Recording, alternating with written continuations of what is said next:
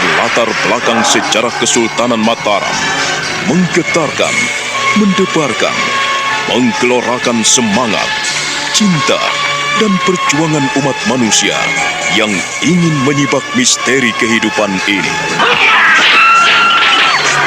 Cerita ini ditulis dan diolah oleh Bu Nergis Muriono, pengarah cerita dan naskah Agung Bahrodi, ilustrasi musik Haris Sabar, teknik dan montase Jamie Mumu, dengan sutradara Ferry Fadli. Kali ini mengetengahkan episode ke-14 dengan judul Wisuda Pangeran Rangsang.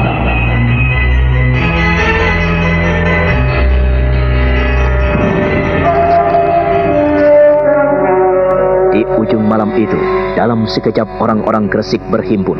Mendengarkan kentongan-kentongan itu, mereka menjadi cemas dan khawatir, sebab keadaan malam semakin genting dan gawat. Berpuluh-puluh orang berhimpun pada sebuah pos ronda. Semua kumpul! Cukup! Saya minta semua berdiri dengan baik dan menempatkan diri berbanjar melingkar di depan gardu ronda ini. Senjata kalian agar dipegang baik-baik dan jangan asal menarik pelatuk. Wah, bahaya. Jangan menembak, coba pedangil. Saya ingin tahu siapa yang telah menembakkan senapannya. Siapa kamu ya? Aku tidak. Aku apa? Bukan saya. Aku belum menembak. Tapi yang Cukup. Ayo, Cukup. Kalian telah dididik menjadi prajurit-prajurit Gresik. Prajurit-prajurit Surabaya yang siap bertempur. Tetapi yang lebih penting daripada itu semua, kalian harus belajar bertanggung jawab sebagai seorang prajurit yang harus berani memikul tanggung jawab yang telah diberikan kepadanya.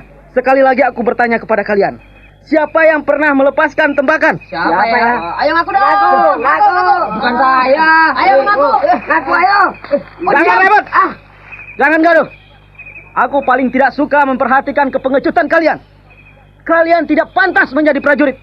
Terus terang, aku mendengar sendiri tembakan-tembakan gelap dari tempat ini. Tolong angkat tangan dan maju kemari. Siapa yang melepaskan tembakan-tembakan saat Kakang Bagaskoro berkelahi dengan seseorang yang kita curigai? Oh, dia toh. Dia. Dia kan pimpinan kita. Hebat. Ayo. Wah, Kakang lihat. Akulah yang melepaskan beberapa kali tembakan tadi. kau Garuda? Iya, akulah yang melakukan tembakan beberapa kali untuk menembak orang gelap. Orang asing yang kita curigai itu. Garuda? Iya. Aku tidak percaya jika kau melakukan tembakan. Aku percaya kau hanya merasa bertanggung jawab atas kelompok ini karena kau sebagai pimpinannya. Kuakui jiwa kepemimpinanmu. Tetapi aku minta siapa salah satu anak buahmu yang melakukan tembakan gelap itu. Janganlah aku menghukum orang yang tak bersalah. Kau tahu itu, Garuda? Saya tahu, Kakang Lia. Tetapi saya... Kau harus berterus terang. Jangan hanya merasa bersalah. Kesalahan ini berakibat buruk bukan hanya kepada kalian, tetapi kepada seluruh rakyat Gresik. Apakah kalian sadar hal itu? Kakang Liep, jika Kakang ingin menghukum, hukumlah saya. Garuda, kau jangan ketularan menjadi pengecut dan menjadi bodoh. Tenaga dan pikiranmu masih diperlukan di sini. Aku hanya ingin tahu anak buahmu yang menjadi pengecut itu. Tolong, siapa di antara kalian yang telah melepaskan tembakan gelap di Bukit Ngagelik pada saat Kang Mas Bagaskoro bertarung melawan orang asing? Cepat, sebelum terlambat. Ku minta kalian benar-benar menjadi seorang prajurit sejati andalan Surabaya.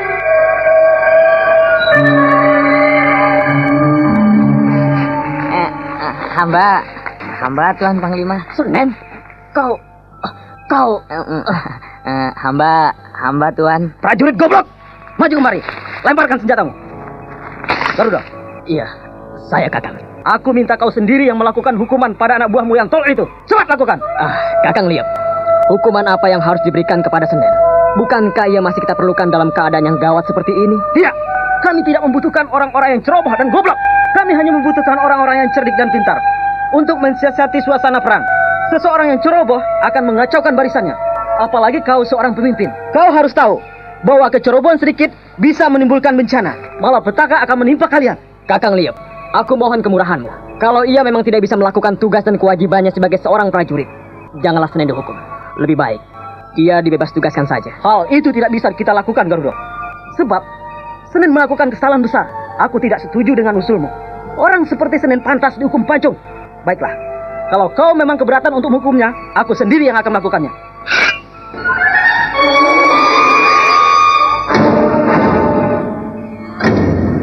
Sumliap, salah seorang panglima perang itu pun menghunus pedangnya yang berkilat-kilat tajam sekali. Senen, salah seorang prajurit yang melakukan kesalahan itu, merasa menggigil. Peluh tiada terasa membasahi sekujur tubuhnya. Ia merunduk, dan tubuhnya gemetaran hebat. Senapan miliknya yang telah dilemparkan itu, kini tidak bisa membantunya sama sekali. Sekarang Sumliap telah melangkah beberapa tindak mendekatinya, dengan pedang terhunus di tangan kanannya. Berjongkoklah.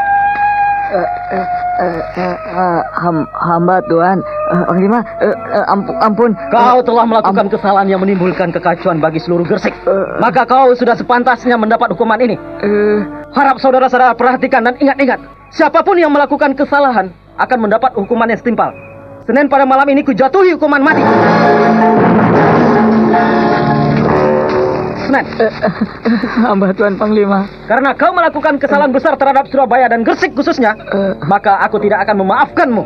Biarlah kawan-kawanmu melihat bahwa kejadian ini, peristiwa yang menimpamu, sebagai peringatan buat mereka. Pejamkan matamu. Cat!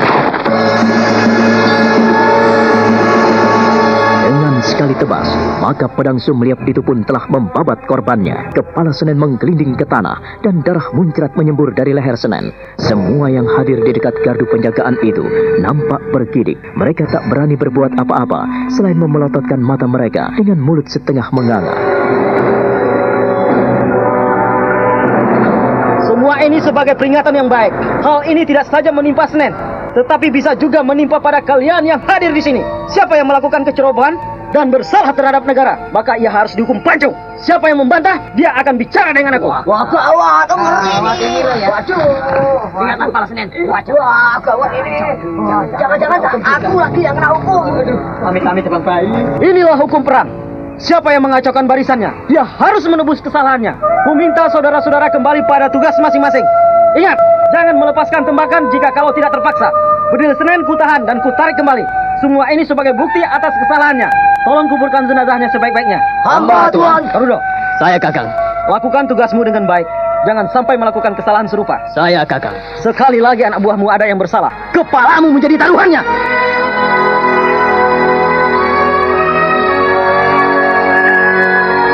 Sumliap segera meninggalkan anak buahnya yang dipimpin oleh Garuda.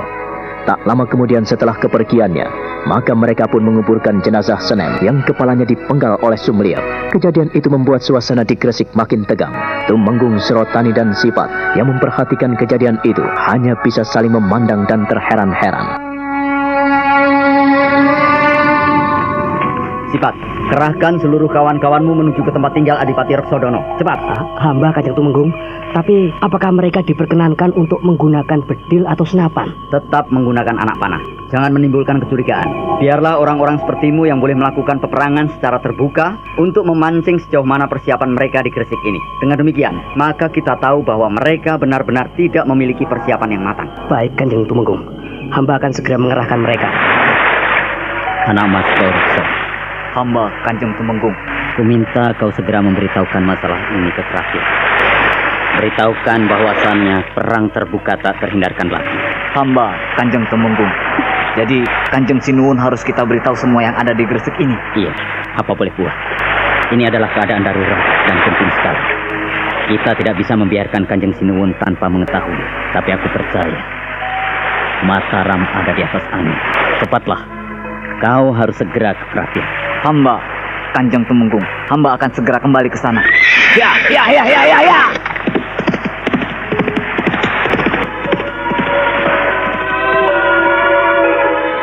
Kau Baratiga, hamba Kanjeng Tumenggung, ku minta kau kerahkan kawan-kawanmu untuk mengepung daerah Loji. Juga kau Alap-Alap. Hamba Kanjeng Tumenggung. Kalian berdua harus menjadi orang-orang yang bermanfaat bagi Mataram. Jangan sia-siakan waktu dan kesempatan ini untuk menggebuk Gresik. Perang terbuka tidak bisa terhindarkan lagi. Jadi hamba harus mengepung dari belakang Loji, Kanjeng Tumenggung. Iya. Kerahkan 10 orang kawanmu dan kalian bisa memanjat dan menggebuk mereka. Gunakan senjata apabila perlu. Jika tidak, jangan kau gunakan. Kalian kuminta hanya mensiasati saja. Berjaga-jaga diri sebaik-baiknya. Kalau nanti ada letusan meriam sekali, maka kalian diperkenankan untuk bertempur.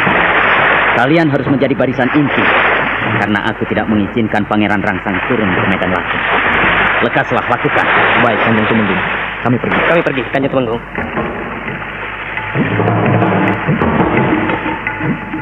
Pengepungan orang-orang Mataram terhadap Gresik sungguh luar biasa. Mereka sangat sempurna dalam mengadakan penggerebekan kota Gresik yang seolah-olah sudah mengumumkan peperangan.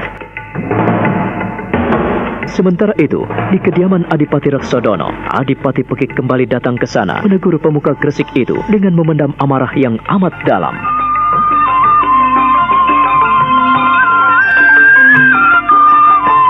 Saya tidak bisa membiarkan orang-orang liar seperti itu, Paman Adipati.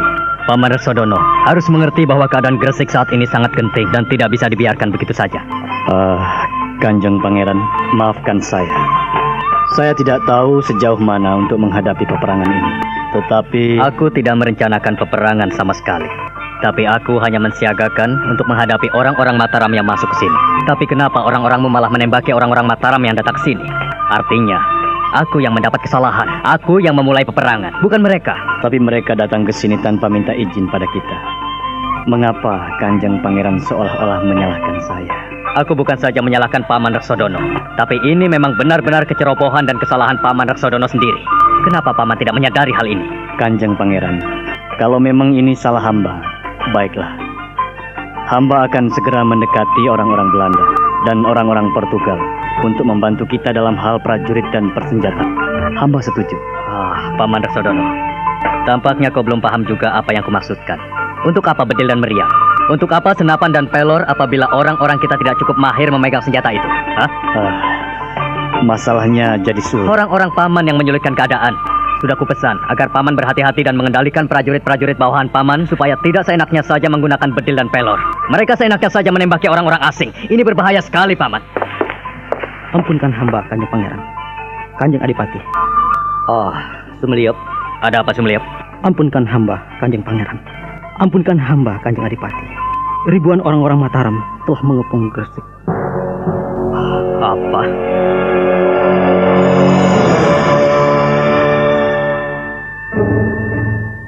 Ya, ribuan orang-orang Mataram mengendap-endap dan menyusup ke Gresik. Mereka telah mengepung kota ini, Pangeran. Sumeliop, jangan sembarangan kau melaporkan berita. Kalau beritamu tidak benar, kepalamu bisa dipenggal. Kau tahu itu, Sumeliop? Hamba tidak berbohong, Kanjeng Adipati. Hamba menyampaikan berita ini dengan benar. Kalau tidak percaya, Kanjeng Adipati bisa keluar dan memeriksa sendiri. Demikian juga dengan Kanjeng Pangeran Pekik. Bisa menyaksikan sendiri betapa banyaknya orang-orang Mataram sudah menyerbu kemari.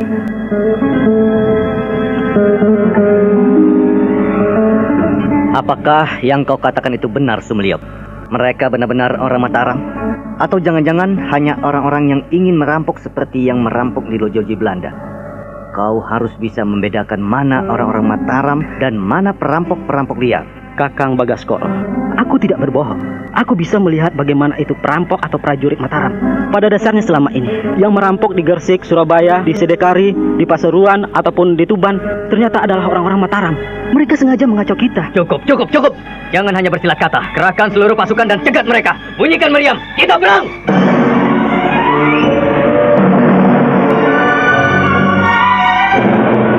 Adipati Pekik tanpa hormat meninggalkan Adipati Reksodono.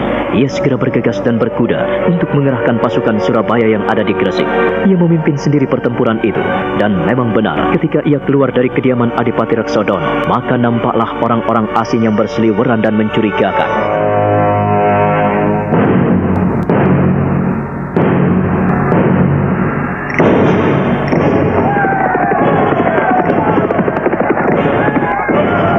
Kanjeng Pangeran. Ya, aku mengerti Bagaskoro. Keadaan genting dan gawat sekali. Aku bisa disalahkan Kanjeng Romo bila seperti ini kejadiannya. Kanjeng Pangeran, terlanjur basah. Lebih baik kita mandi sekalian. Ya, aku sudah mengumumkan perang Bagaskoro. Tapi kita harus bisa menutupi hal ini dari telinga Kanjeng Romo. Eyang Giri sungguh peka dalam menghadapi masalah ini, Kanjeng Pangeran. Perang! Kita terjebak, Kanjeng Pangeran. Tidak, ini memang perang. Cepat, kau menuju ke tempat meriam dan bunyikan 3 kali. Tanda perang terbuka, tidak terhindarkan lagi. Kanjeng Pangeran, orang-orang yang menjaga istana Sedekar harus dijaga lebih ketat. Arahkan moncong meriam ke timur. Tepat arahkan ke laut lepas supaya bunyinya tidak sampai ke Sedekar. Hamba, Kanjeng Pangeran. Aku sendiri yang akan membunyikan meriam ini. Semua sudah siap, Kanjeng Pangeran. Ini apinya. Terima kasih. Bismillahirrahmanirrahim. Niat ingsun perang, membela kebenaran dan membela keadilan. Aku tidak akan membiarkan Adimas Jolang seenaknya sendiri. Aku terpaksa menghadapimu dengan perang terbuka, Adimas Jolang. Semua minggir. Bismillahirrahmanirrahim.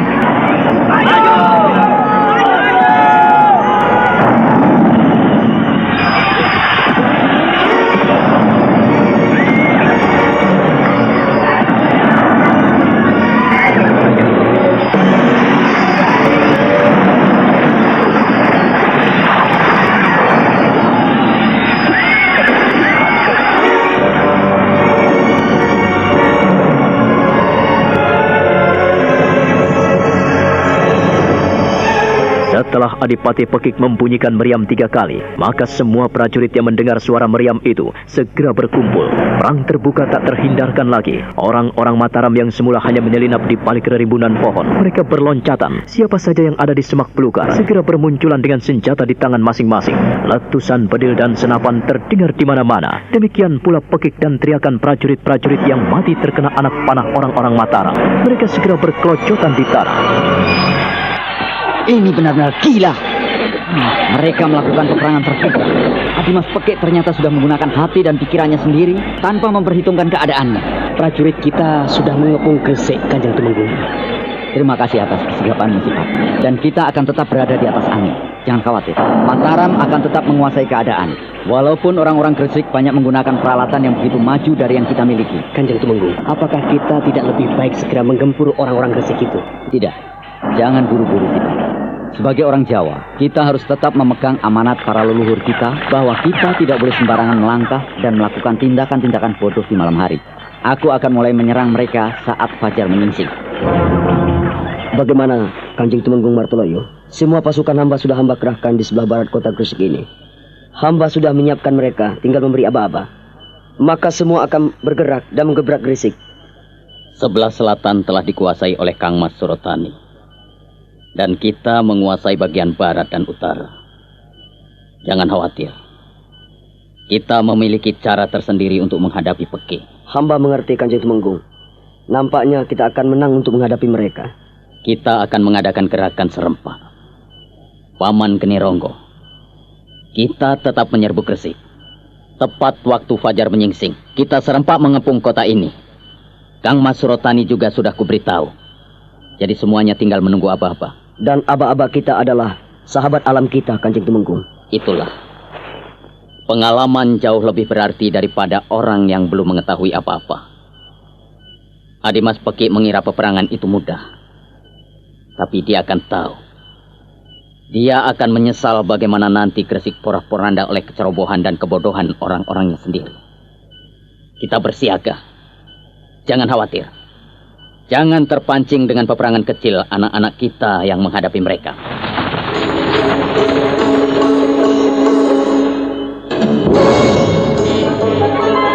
Tumenggung Martoloyo dan Patih Genironggo kemudian bergerak memberikan aba-aba secara berantai pada anak buah mereka. Anak buah Tumenggung Martoloyo menguasai daerah barat dan utara kota Gresik. Mereka dengan seksama mengadakan gerakan-gerakan menyelinap dalam kegelapan malam. Demikian pula dengan orang-orang Tumenggung Surotani, Sipat, Alap-Alap, Baurekso dan anak-anak muda Mataram. Mereka mengepung daerah selatan dan bagian timur kota Gresik. Dalam waktu sekejap, kota Gresik telah dikepung oleh orang-orang Mataram. Sementara itu, orang-orang Adipati Pekik semuanya telah menyelinap dalam kegelapan, sedangkan orang-orang yang ada di Kadipaten telah berhimpun di alun-alun Gresik. Di sana-sini terdengar kericuhan orang bertarung. Harap saudara-saudara ketahui bahwa saudara-saudara telah memahami tugas dan kewajiban masing-masing. Kalian berhimpun di sini bukan untuk Kembul Kujono, tapi di sini adalah untuk menyerahkan jiwa dan raga kita, mempersembahkan apa yang terbaik buat negara, buat Surabaya. Hidup Surabaya! Hidup Surabaya! Hidup Surabaya! Cukup. Terima kasih atas sambutan hangat saudara-saudara. Tapi kuharap saudara-saudara tidak pongah. Saudara-saudara harus memegang prinsip bahwa seorang prajurit akan membunuh atau dibunuh. Aku minta di antara saudara-saudara tidak ada yang berkhianat. Kita harus tetap maju, apapun yang terjadi. Saya tidak mau melihat pengecut-pengecut berada di pihak Surabaya. Mataram telah menginjak-injak harga diri saudara tuanya. Untuk itu, Mereka pantas untuk mendapatkan hukuman yang setimpal. Apakah saudara-saudara memahami hal ini?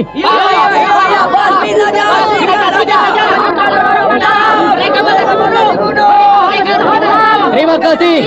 Terima kasih. Terima kasih atas kesanggupan dan kesediaan saudara-saudara. Aku bangga punya kalian. Untuk itu, mulai saat ini, bersiaga penuh terhadap orang-orang Mataram. Siapa yang berjasa terhadap negara akan mendapat imbalannya.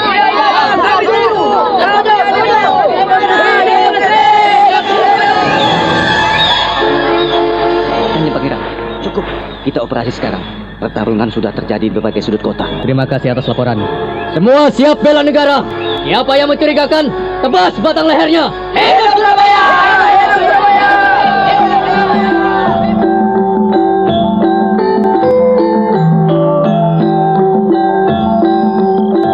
Perlu saudara-saudara ketahui bahwa pada malam ini kami telah mendapat berita bahwa putra-putra terbaik Mataram telah mengepung kota Gresik.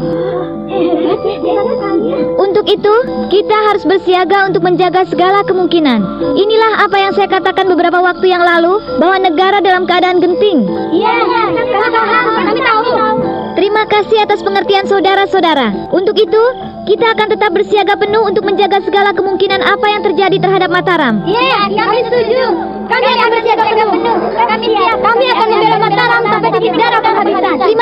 Terima kasih. Dan mulai saat ini, saya minta beberapa orang maju ke depan. Tajam, Puspo, Sekar, dan Kukilo supaya maju ke depan. Hamba dan Ajeng. Sekar, Puspo, Tajam, dan Kukilo supaya mengikuti Kanjeng Putri Pandansari. Hamba dan Ajeng. Sekarang terserah Kanjeng Putri untuk mengarahkan mereka. Terima kasih, Den Ajeng. Sekar, Puspo, Tajam, dan kau Kukilo. Hamba Kanjeng Putri. Aku ingin kalian ikut aku, dan kalian akan kuberi tugas secara pribadi. Kita tetap ada di kota raja. Kita menyelamatkan istana dan berjaga-jaga atas keselamatan junjungan saudara-saudara.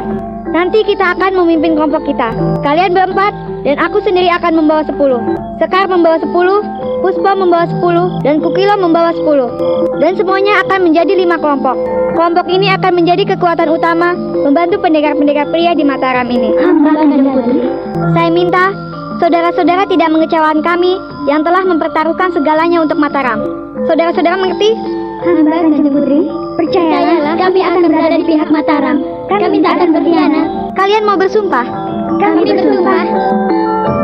Terima kasih atas kesetiaan dan kesediaan kalian untuk berada di kubu Mataram dan mempersembahkan sesuatu yang terbaik buat Mataram. Semoga saja Yang Maha Kuasa menyertai kita dan membalas segala kebaikan kalian setimpal dengan apa yang kalian lakukan. Kanjeng Putri, bolehkah hamba bicara? Hamba ingin menyampaikan sesuatu. Silahkan, katakan Tajam.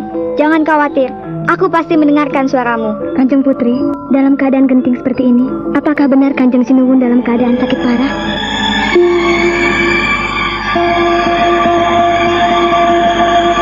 Malam itu, Putri Pandansari benar-benar terkejut mendengar pertanyaan Tajam. Ia memperhatikan gadis cantik di depannya itu, lalu memperhatikan seluruh remaja putri yang berkumpul di Taman Kaputren. Pandangannya penuh arti dan penuh selidik. Lalu ia memandang Wulan penuh arti. Perlu saudara-saudara ketahui, Kanjeng Sinuwun dalam keadaan baik-baik saja. Tak ada apa-apa. Saat ini Kanjeng Sinuwun beristirahat di Taman Kapia. Bagaimana ada orang sakit yang bisa bepergian dari kota raja? Ampunkan hamba Kanjeng Putri, hamba hanya mendengar berita itu. Kalau pertanyaan hamba itu salah, sekali lagi hamba mohon maaf. Pertanyaan seperti itu berarti menunjukkan kesetiaanmu dan kecintaanmu pada junjunganmu. Aku bangga memiliki orang sepertimu, sebab orang-orang seperti dirimu adalah orang yang bisa dipercaya. Bukankah begitu, Den Ajeng Wulan? Iya, aku senang sekali mendengar tanggapan kalian. Kalian semakin cinta dan dekat dengan junjungan kalian. Aku terharu sekali. Kanjeng Sinuwun saat ini tidak sakit, tapi yang benar, Kanjeng Sinuwun pada saat ini ada di Taman Krapia untuk istirahat. Kalau begitu, berita yang hamba dengar tidak benar, Kanjeng Putri dan Ajeng. Jangan gampang percaya dengan kasak kusuk. Tajam dan saudara semua yang hadir dan berhimpun di sini, kita telah belajar sebagai seorang prajurit. Sebagai prajurit, kita hanya boleh berjalan atas perintah pimpinan.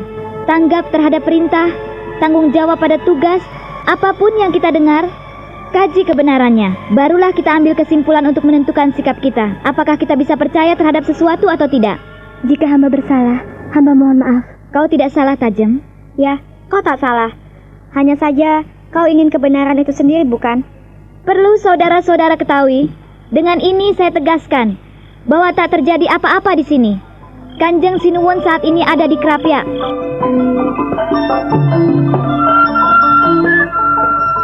Mengapa Adimas Prabu tidak segera tidur? Kulihat Adimas selalu gelisah. Katanya udara di sini lebih nyaman dan lebih segar. Nyatanya tak mampu menghiburmu, bukan?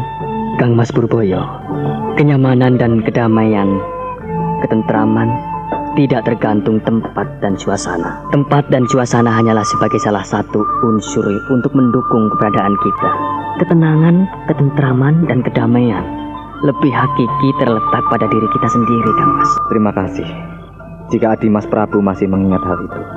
Hati dan pikiran kita memang menjadi penentu. Apakah kita bisa tenang dan damai, tentram ataupun gelisah. Aku hanya memperhatikanmu, Dimas Prabu. Bagaimana, Kang Mas?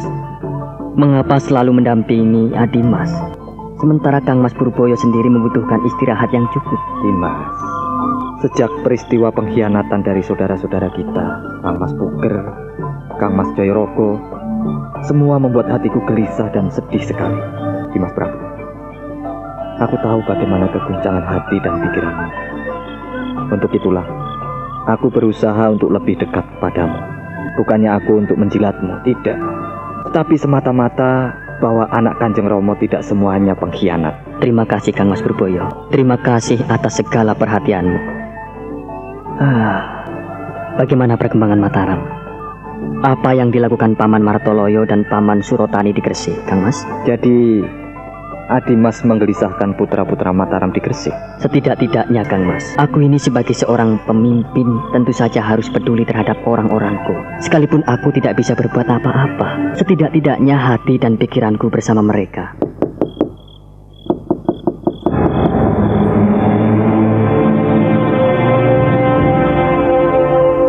Panembahan Nyokrawati dan Pangeran Purboyo beserta para istri Sultan memperhatikan ke arah pintu yang diketuk seseorang. Pangeran Purboyo mengangguk pada adiknya, lalu berjalan menuju ke pintu dengan seksama dan waspada. Tangan kirinya memegang gagang pedang yang ada di pinggangnya, sementara tangan kanannya menarik palang pintu. Maka terbukalah pintu itu lebar-lebar. Saurekso, Ampunkan hamba, Kanjeng Pangeran. Hamba menghadap tanpa diundang. iya, masuklah. Udara terlalu dingin. Ada apa? Ampunkan hamba, Kanjeng Pangeran. Ampunkan hamba. Katakan padaku, apakah ada berita yang amat penting? Oh, ampunkan hamba, Kanjeng Pangeran. Bolehkah hamba langsung menyampaikan hal ini pada Kanjeng Sinuwun?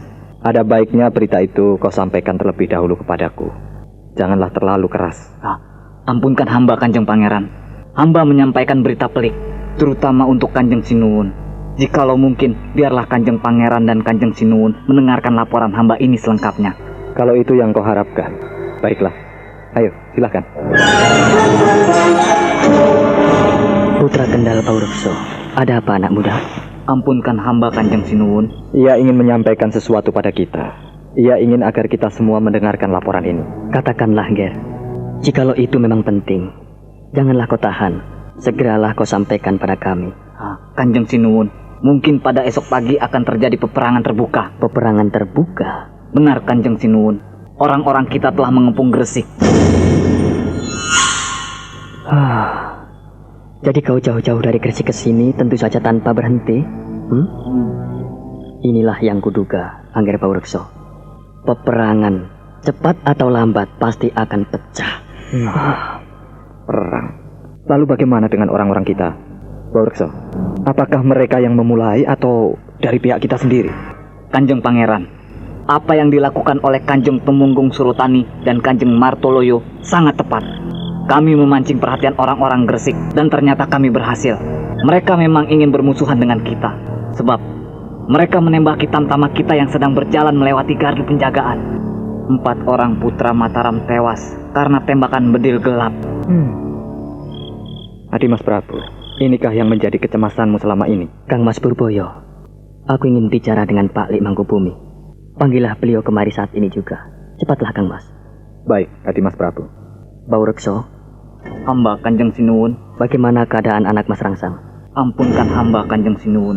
Pada saat ini, Kanjeng Pangeran Rangsang bersama Kanjeng Temenggung Martoloyo. Kanjeng Pangeran hanya dimohon sebagai pengamat jalannya perang.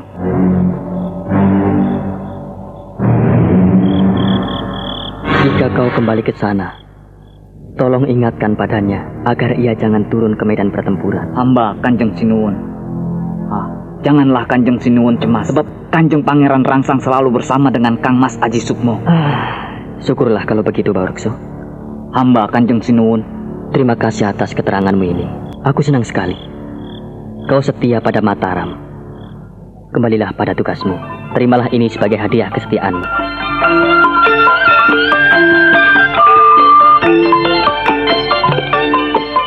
Ampunkan hamba Kanjeng Pangeran.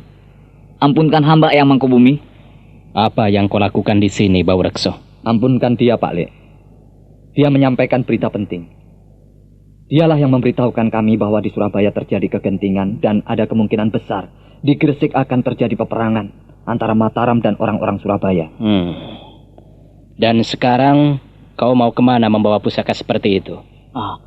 Ampunkan hamba Eyang Mangkubumi. Pusaka ini hadiah pemberian Kanjeng Sinuwun. Pergilah dan lakukan tugasmu dengan baik. Terima kasih Kanjeng Pangeran. Terima kasih Eyang Mangkubumi.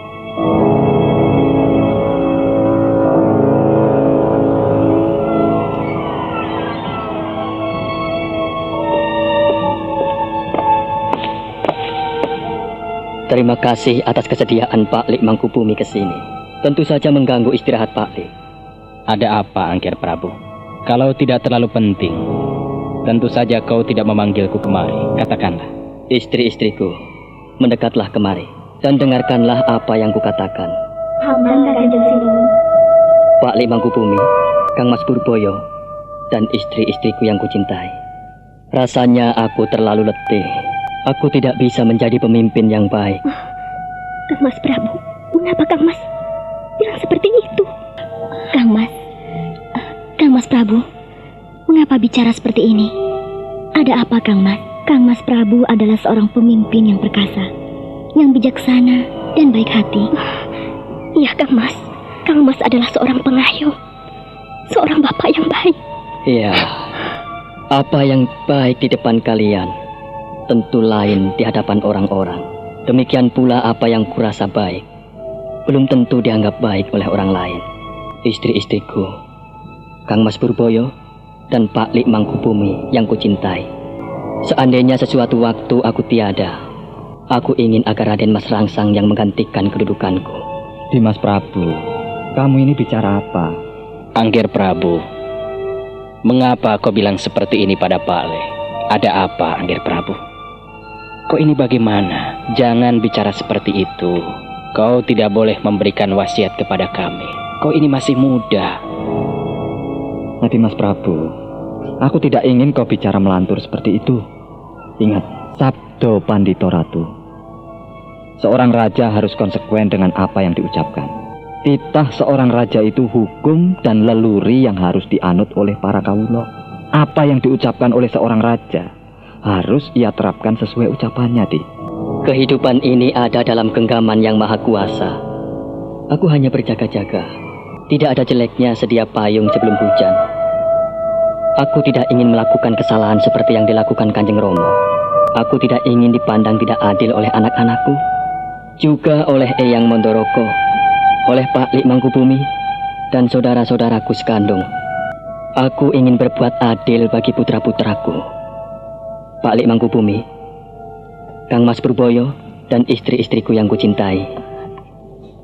Jikalau aku tidak kuat lagi hidup di Dampar Kencono, dudukanlah putraku Raden Mas Rangsang, putra dari Adi Mas Ratu Adi, agar menggantikan kedudukanku untuk duduk di tahta Mataram. Catat pesanku ini baik-baik sebagai wasiat utamaku.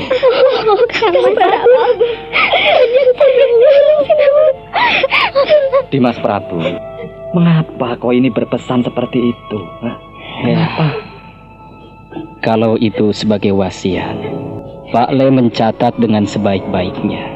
Dan yang kedua, sebelum putraku Raden Mas Rangsang, Pak Li dan Kang Mas Purboyo dudukkan di singgasana kencana, ku minta satu hal yang harus dilakukan oleh Eyang Mondoroko. Apa itu, Dimas Prabu? Apakah itu, Angger Prabu? Aku ingin sebelum Rangsang duduk di Dampar Kencono, supaya putraku Martopuro juga diberikan pakaian sebagai seorang Raja Mataram, dan dudukkan dia di Dampar Kencono. Karena aku pernah berjanji waktu ia lahir sebagai putraku pertama. Aku telah menimangnya, aku telah mengundangnya bahwa kalau besar ia kelak akan menjadi raja, menggantikan kedudukanku.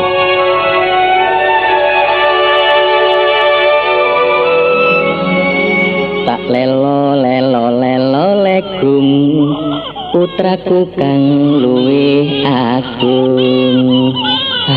Putraku kang duwe pulung. Besok yo ngger yo. Sliramu bakal dadi ratu ing Mataram. Sliramu bakal nggenteni Kanjeng Ramamu. Besok yen wis gedhe, kowe bakal dadi raja ngger. Kowe bakal dadi raja kaya Kanjeng Rama iki. Lelo lelo legung, anakku bakale agung. Ger, tak gendong nganggo jarik kawung ya, supaya nggayuh pulung agung.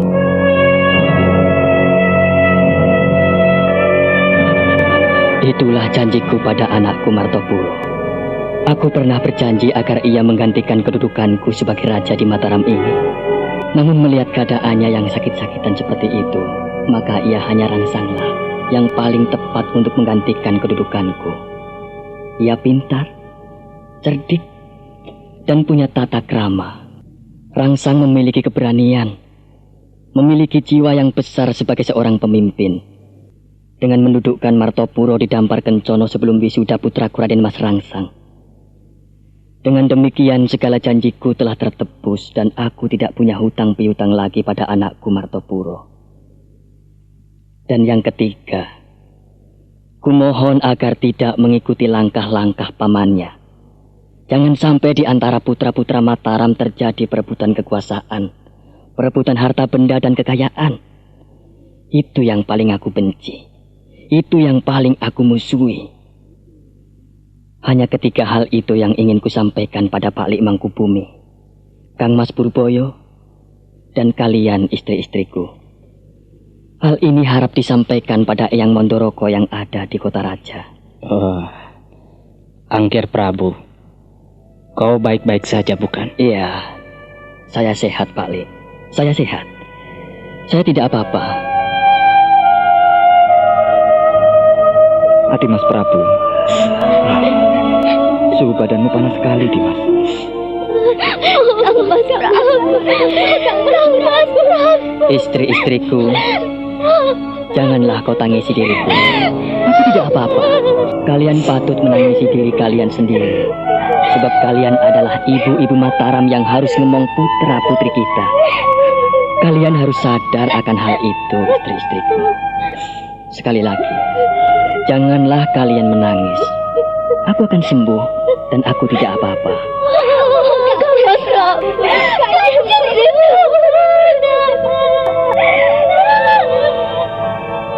Para istri raja menangis terisak-isak saat Panembahan Nyokrawati mengulurkan tangannya dan membelai rambut Ratu Lungayu dan Ratu Adi. Mereka benar-benar tersayat setelah mendengarkan pesan-pesan Sang Prabu. Sementara itu, saat matahari menyingsing di ufuk timur, di Gresik, terdengarlah letusan meriam yang dahsyat sekali. Dan pada saat yang sama, berhamburanlah prajurit-prajurit Mataram. Dan prajurit-prajurit Surabaya pun menyambut kedatangan mereka. Peperangan pun terjadi dan tak terhindarkan lagi.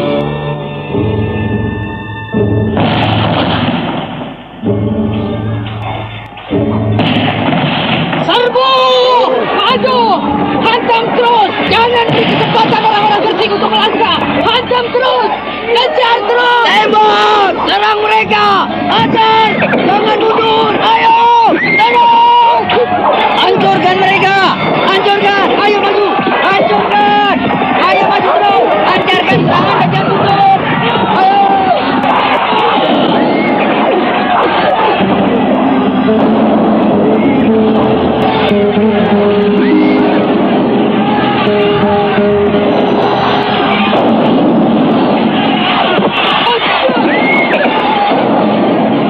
Aku tidak bisa mundur lagi, Bagaskoro. Kanjeng Pangeran, Silakan Kanjeng Pangeran mundur dan menyelamatkan diri. Biarlah hamba yang mengatasi semuanya ini. Tidak. Aku tidak akan mundur, Bagaskoro. Aku sendiri akan maju ke medan pertempuran. Kanjeng Pangeran, tolong dengarkan hamba. Sekali ini saja, tolong dengarkan hamba. Biarlah hamba yang memimpin peperangan ini. Kalau terjadi sesuatu pada diri Kanjeng Pangeran, hambalah yang bersalah. Dan hamba tidak ingin disalahkan oleh Eyang Giri, Bagaskoro. Sekali lagi hamba mohon agar Kanjeng Adipati lebih baik mundur. Dan hambalah yang akan memimpin. Hamba akan menghancurkan orang-orang Mataram itu. Andai kata hamba tewas, maka hamba tidak ada yang menyesali kecuali anak dan istri hamba. Tapi kalau Kanjeng Pangeran, jika Eyang Giri menanyakan bagaimana hamba bisa menjawabnya? Baiklah, Bagaskoro. Aku akan mengikuti. Aku mengikuti petunjuknya. Maju!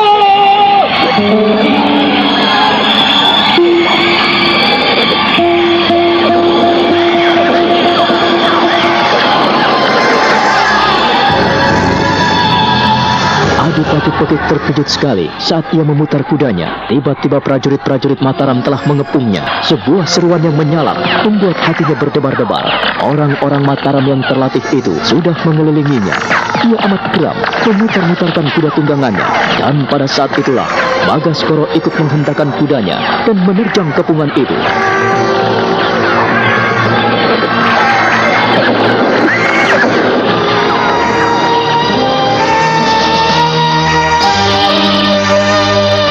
Nah, bagaimana nasib Adipati Pekik selanjutnya? Saudara pendengar, silakan menunggu seri berikutnya dalam serial Wahyu Astabrata ini. Sampai jumpa.